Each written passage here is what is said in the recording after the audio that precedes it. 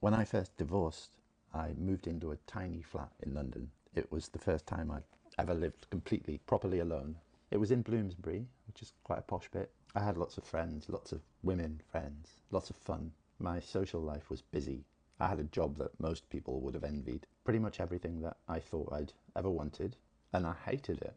On the few occasions I'd allow myself, through design or poor planning, usually, to actually be alone, it felt like I was sort of treading water in this massive deep pool of aloneness, like my feet could never ever touch the bottom. The silence that was new to me felt very real. It felt unnatural.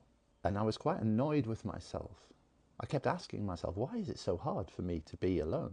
Why does it feel like pain? And then sort of gradually I came across something that kind of shifted the ground under that question. I've talked about Eckhart Tolle before, and he talks about this idea of making everything a choice.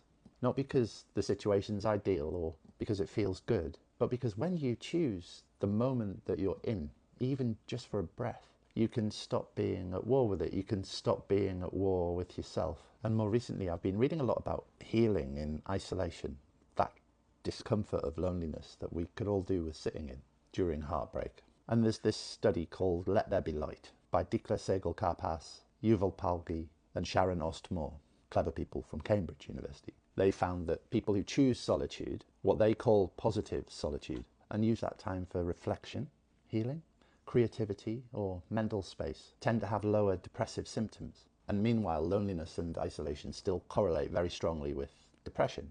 In other words, being alone doesn't always mean being lonely. If you were able to force the choice, if you could choose the solitude, then perhaps the quiet can become a foundation.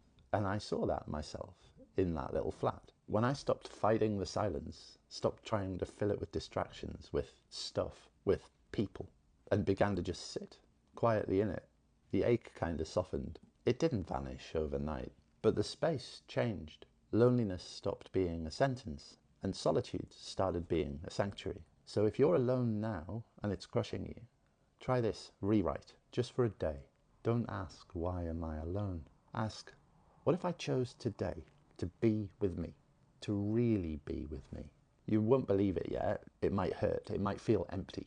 But that doesn't actually mean that it always will. Because what if your mind has never been quiet enough for the person that you really are to get your attention? What if turning the volume down and facing the discomfort of that silence instead of filling it introduces you to your real self?